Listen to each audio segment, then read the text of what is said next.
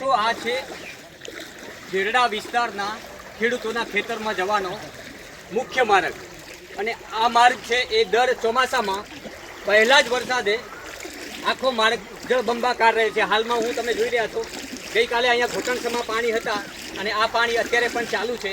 મારી પાછળ આવે એ બધા જ ખેડૂતો આ ખેતર અહીંયા આવેલા આ રસ્તા ઉપરના ખેતરોમાં રહે છે।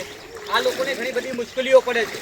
અહીંયા મારી પાછળ જે રસ્તો જાય મારી પાછળના ભાગમાં એ ધાનેરા અને ડીસાને જોડતો મુખ્ય માર્ગ માત્ર અહીંથી 1 કિલોમીટરનું અંતર છે।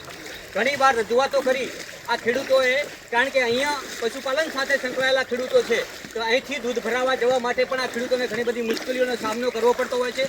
મારી પાછળ 1 કિલોમીટરના અંતરે સ્કૂલ આવેલી છે। આ તમામ જે ખેડૂતો આ વિસ્તારના આ રસ્તા ઉપર રહે છે એમના તમામ બાળકો છે જે સ્કૂલમાં અભ્યાસ માટે જાય છે, પરંતુ જ્યારે ચોમાસું બેસે છે આ રસ્તો જ્યારે પાણીમાં ગરકાવ થાય છે ત્યારે આ બધાય ખેતરો પાણીમાં બેટમાં ફેરવાઈ જાય છે અને આ છોકરાઓનું ભવિષ્ય પણ બગડે છે। કારણ કે અનેકવાર રજૂઆત કરવા છતાં અહીંયા મારી પાછળ જે રસ્તો જાય છે આગળ એક મોટું તળાવ પણ આવેલું છે। એ તળાવ ભરાવાથી આ ખેતરોમાં પડેલું જે પાણી છે એ આ રસ્તામાં આવે છે અને તળાવ જો પૂરું ભરાઈ જાય તો એ પાણી પાછું પડે છે, જેથી કરીને આ આખા ખેતરો બેટમાં ફેરવાય છે। અનેકવાર રજૂઆતો કરી છે। અહીંયા મોટા નાળાની જરૂર છે, અહીંયા હાઈવે સુધીના પાકા રસ્તાની જરૂર છે।